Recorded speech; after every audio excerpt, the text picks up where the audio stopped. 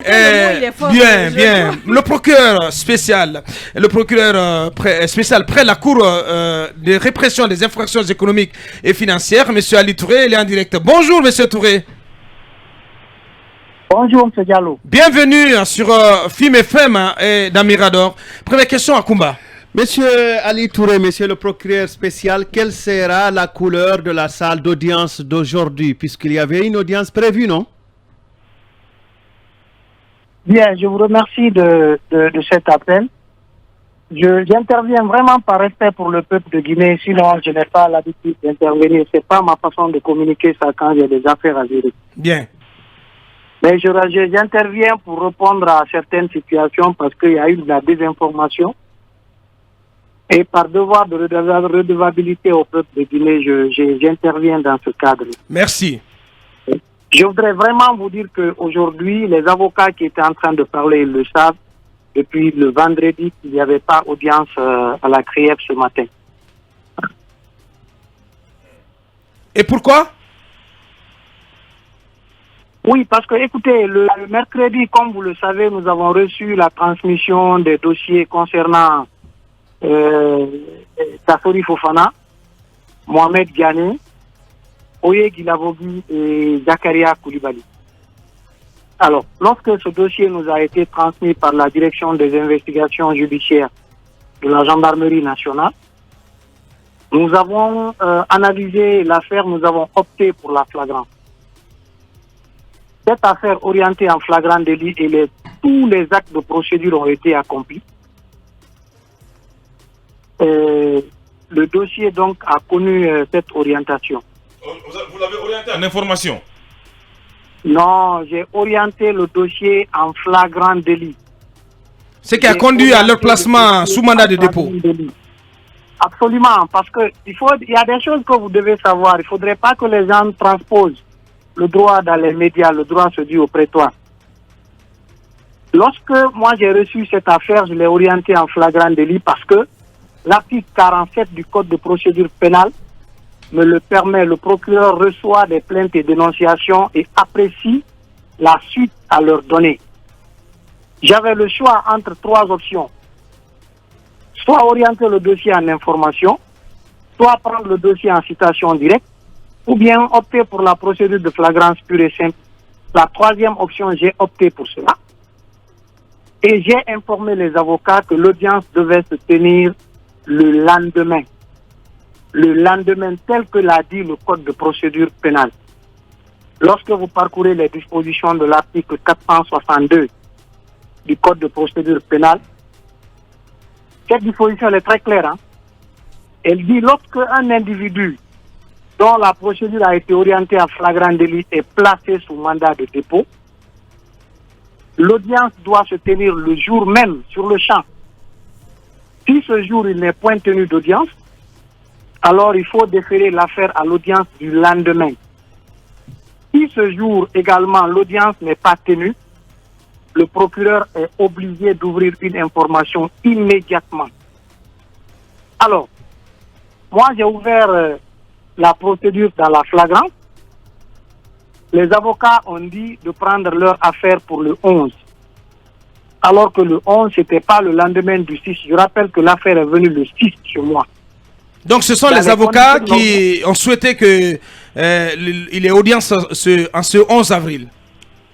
Demandez-leur, ils étaient dans la salle. C'est eux qui m'ont dit, j'envoie le dossier à l'audience du lendemain jeudi. Ils ont dit non, s'il vous plaît, on n'a pas pris connaissance du dossier, nous devons prendre les actes de procédure, tout. C'est mieux qu'on le fasse lundi. Mais puisque ce n'est pas ce que la loi a dit, moi je suis légaliste, on ne va pas moi saboter ma procédure pour que moi-même je sois en déphasage avec la loi. La loi a dit si l'affaire est orientée en flagrant délit, l'audience doit se tenir le jour même. Si le jour-là il n'y a pas eu audience, c'est le lendemain. Et le lendemain c'était jeudi. Ce jeudi-là, il ne devait pas y avoir audience parce que les avocats ne devaient pas venir et le tribunal n'était pas réuni. Et ce même jour, j'ai informé les avocats par courrier, tel que l'a dit l'article 462, que la procédure les concernant concernant leurs clients initialement orientés en flagrant délit a été finalement transmis à la chambre de l'instruction conformément à l'article 462 alinéa 2 du Code de procédure pénale. Chaque avocat constitué dans cette affaire a reçu ce courrier-là. Voilà. Ceux qui n'ont pas reçu le courrier n'étaient pas légalement constitués devant nous. Bien. C'est ce qui s'est passé. Donc, c'est vers quoi on s'achemine, c'est donc finalement désormais la chambre de l'instruction qui prend l'affaire en main. Absolument, absolument. Ouais. Et en pareille circonstance, Voilà. Il faut s'attendre à l'ouverture d'un procès à quel moment? C'est à la chambre de décider en fonction du calendrier de la chambre. Ça peut durer combien de temps? Je ne puis vous dire un timing dans ce sujet parce que la chambre n'a commencé à travailler dans cette affaire qu'aujourd'hui. Hein. Non, mais dites-nous que Il semble que ça peut durer 4 mois. Ça peut durer 4 mois. 4 mois jusqu'à 8 mois même. Le premier placement, c'est 4 mois. Vous Détention pouvez provisoire. parler d'une seule personne à la fois, s'il vous plaît. Ouais, il semble que ça peut durer 4 mois. Oui, ça c'est en matière de détention préventive lorsqu'un individu dont la procédure est orientée à l'information, si l'individu est placé sous mandat, le juge de d'instruction est obligé de boucler sa procédure au bout de 4 mois parce que la durée de vie du mandat de dépôt du juge d'instruction, c'est 4 mois en matière délictuelle, mais qui peut être renouvelé une seule fois. Là, ça sent mauvais hein, pour Kassouri et compagnie. Oui, hein, oui, parce bien que, sûr. on sait à quoi vers quoi on s'achemine, c'est 4 mois de détention préventive et qui peut être renouvelée. Au pire des cas, alors, 8 sur mois. le programme de la journée, aujourd'hui, devant la direction centrale des investigations judiciaires, qu'est-ce qui est attendu, monsieur le procureur? Non, mais moi, je règle ça avec nos collègues enquêteurs, c'est pas au dans Bien. les médias, Alors, Bien. mais monsieur le procureur, on va poser des questions sociales aussi, vu que la justice a un visage humain. Je veux parler du cas de cette dame qui a été séparée de son enfant de 6 mois, Fola Massaré. Je veux cas parler aussi de de Dr docteur Mohamed Diané qui a été opéré, il faut se taire le nom de la maladie, récemment, il y a 2 semaines. Je veux parler aussi du cas du docteur Luceni Nabé, vraiment qui souffre le chaud et le froid à l'hôpital. Donc d'ailleurs, il faut reconnaître que vous avez rendu visite à Luceni Nabé la semaine dernière. Qu'en est-il de l'état? Où est passé ce visage humain de la justice, monsieur le procureur? Monsieur Kaba, la justice, c'est la justice des hommes. Elle a un visage humain. Et je le réitère encore devant vous, elle a un visage humain. Cette dame, vous le savez, depuis toujours, j'ai expliqué la procédure qui la concerne. Voilà. Cependant, devant la Cour suprême, nous attendons la décision des hauts magistrats de la Cour. Ouais, décision attendue demain mardi. Pour le cas de Dr Luceni Nabé, pour vous dire que la justice a un visage humain, en ma qualité de procureur spécial, j'ai pris la responsabilité sur moi d'aller rendre visite à Dr Luceni à l'hôpital Niasville. Je me suis entretenu avec les médecins, j'ai demandé l'état d'évolution de sa santé et je me suis entretenu avec Dr Luceni en présence de son avocat parce que j'ai trouvé son avocat là-bas. Si on n'était pas humain, on n'allait pas lui rendre visite quand même. Bien et dit. même son hospitalisation n'allait pas être ordonnée. Voilà. Et le cas de Dr Mohamed Diané? Qu'en est-il de son cas? Je ne comprends pas. Mais son avocat a déclaré vendredi plutôt, qu'il est gravement malade et qu'il venait d'être opéré il y a juste 2 semaines. Mais oui, il n'a qu'à, ça se passe devant le juge, ça ne se passe pas devant les médias. Il n'a qu'à venir avec ses documents devant la chambre et demander ce qu'il doit demander. Non. En fonction de... Justement, Mohamed, c'est la procédure. Mais c'est la procédure qui est longue à la CRIEF, c'est ça le problème. Comment ça? Moi, je questionne les méthodes de la CRIEF. C'est une occasion d'en parler au procureur. Monsieur Kaba, les procédures ne sont pas longues à la CRIEF. D'accord. Au contraire, la CRIEF a une dose de célérité parce que quand c'est un seul magistrat qui instruit, il y a de la lenteur. Mais ici, toutes les formations sont collégiales, donc ça va vite. Très bien. Voilà. Au niveau de votre parquet, oui. Ouais. Excusez-moi. Dernière question, oui. Au niveau de votre parquet, je questionne la méthode. Monsieur, comment vous vous appelez? Quel est votre travail? Vous êtes marié? Non, c'est au niveau de la direction centrale des investigations. À la CRIEF? Non. Non, écoutez, je sais de quoi je vous parle. Bien. Moi, j'ai dit souvent, je vais le dire de vive voix au procureur spécial, que j'ai l'impression que des mandats de dépôt sont préalablement fabriqués. Et monsieur Ali Touré chez vous. Parce que la célérité avec laquelle vous traitez le dossier, que vous décernez mandat de dépôt, moi je questionne la méthode. Monsieur Kaba, depuis que la CRIEF a été créée, c'est la première fois que le procureur spécial que je suis a signé un mandat de dépôt. Vous imaginez? Oui, moi je suis Le catégorique. juge d'instruction qui l'a fait antérieurement. Il y a que, voilà, il ne faut pas confondre les Bien. sections au niveau. Non, mais il a complètement avalé ses cours de droit. Non, bien sûr. Et même devant la CRIEF, même devant la chambre de l'instruction, les mandats de dépôt ne sont pas préfabriqués. Je vous donne juste une statistique. Nous avons, en termes d'inculpés devant la chambre, 138 personnes. Inculpé. Nous n'avons que 12 personnes en détention.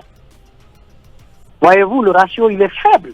Très faible même. Très très Il faible. doit continuer Voilà. d'être très faible. Non. Parce que la prison est l'exception. Le ratio, La prison, c'est le l'exception. ratio doit monter. Oui, mais, monsieur le procureur, moi je voudrais, la question que je voudrais vous poser, Bien. c'est que est-ce que, en ce qui concerne Kassouri Fofana, Mohamed Diané, Zakaria et Oye, la prison était vraiment forcément nécessaire?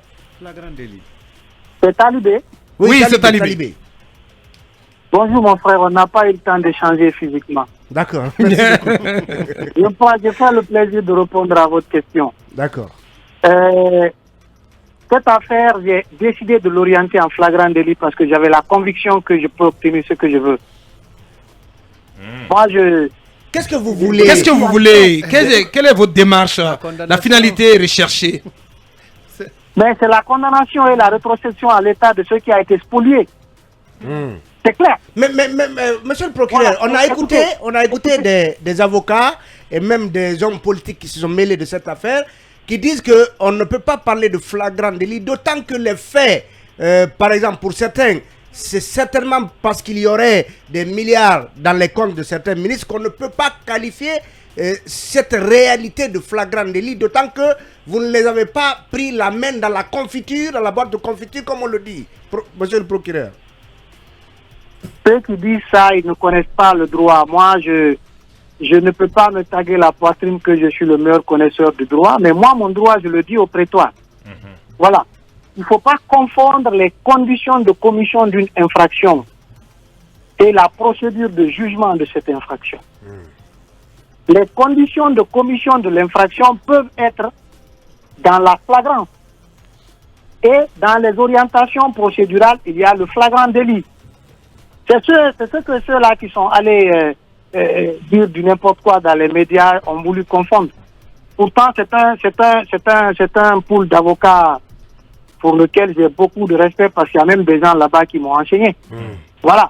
Mais moi, je pense que cette procédure-là, c'est avec conviction, je l'ai orientée en flagrant délit parce que je sais que ce que je veux, je peux l'obtenir avec les informations que moi-même j'ai. Monsieur le procureur, Bien, dernière question. On n'a pas besoin, j'ai vécu en Guinée par tout le temps de ma vie. Chaque fois que je me suis déplacé, je n'ai pas fait plus de 2 mois à l'extérieur. Tout se passait devant nous ici. On n'a pas besoin d'aller chercher plusieurs preuves dans quoi que ce soit pour avoir la culpabilité de ces gens. Moi j'ai la conviction. Ah, ils sont déjà coupables à vos C'est yeux. le procureur qui parle. Non, c'est pas le juge. Non, c'est pas le juge qui parle. Ils sont coupables aux yeux du Bien sûr, bien sûr. Quand il les poursuit, en les poursuivant déjà, il est convaincu que vous avez leur condamnation. C'est pas un juge qui parle, Mohamed. Qu'est-ce que tu racontes? Qu'est-ce que tu racontes, monsieur? Est-ce que Mohamed a vraiment fait droit? Non, mais on en est à se demander. Est-ce qu'il a vraiment fait droit? Un seul jour. Le procureur, il poursuit Il a fait un parce qu'il seul est jour. convaincu qu'il est coupable. De la même manière, il incrimine les avocats. Il devait aussi se taire. On allait attendre le prétoire. Monsieur le Non, les magistrats sont de deux types. Quand Les même. magistrats des sièges. On va libérer. On va libérer. Des sièges plutôt. Monsieur le procureur, j'ai une question. Bien, la toute dernière. Si vous Non, estimez, il faut libérer le procureur. Il faut le libérer. Oui, monsieur le procureur, il faut si le vous libérer. estimez avoir plusieurs preuves ou d'éléments de culpabilité de Kassouri et des 3 autres ministres, beaucoup déjà se tiennent la tête en pensant à ceux dont l'audition ou les auditions sont en cours actuellement à la Est-ce qu'il faut s'attendre au même sort? D'autres mandats de dépôt pourraient-ils être envisagés Entre aujourd'hui et demain. Je vais vous dire, ces enquêtes, c'est moi qui les ai ouvertes. C'est moi qui les dirige à partir de la gendarmerie parce que le directeur de cette enquête. Tout ce qui se passe dans cette affaire, je suis informé à la minute près. Et parfois, je suis informé avant que ça se passe. Parce que je suis en étroite lien et relation avec les enquêteurs, les officiers enquêteurs. Voilà. Donc, c'est une procédure qui ne m'est pas étrangère. Ce que je dis, je le sais. Et c'est par conviction que j'avais opté pour la procédure de flagrance. Voilà. Donc, c'est une enquête qui continue au niveau de la gendarmerie. Voilà. Ce qui se passera dans cette enquête-là, vous serez informés au fur et à mesure. Mais je ne parlerai pas de ce qui n'a pas encore été fait. Voilà qui est bien dit. Petite question, c'est par rapport au cas Souleymane Traoré. Une première dans l'histoire. Vous personnalisez tout, monsieur Kaba. Oui, c'est mon droit. Bien. Une question relative à Souleymane Traoré, à qui on a demandé 30 milliards de caution. La dernière est passée. Oui, la dernière.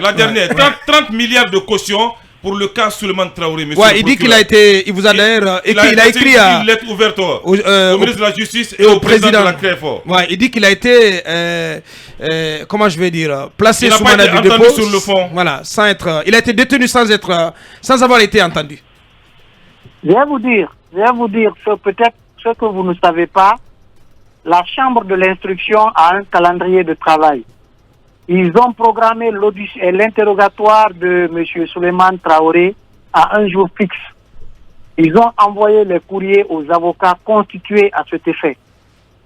Malheureusement, lorsqu'on a extrait Souleymane Traoré pour son interrogatoire, aucun de ces avocats n'était présent. Alors qu'ils ont été régulièrement informés et la Chambre, en l'absence des avocats d'un inculpé, ne peut pas travailler. C'est ce qui a valu à son retour à la maison centrale pour être programmé un autre jour. Ça, c'est pas quelque chose qu'il faut mettre à la charge de la Chambre. Bien. Il faut qu'on soit clair. Voilà qui est bien dit. En tout cas, franchement, merci. Grand merci à vous, monsieur Touré. Merci pour cette disponibilité et pour, en tout cas pour toutes ces explications, toutes ces informations mises à notre disposition, celles donc de nos auditeurs. Grand merci à vous, monsieur le procureur. Merci. Merci.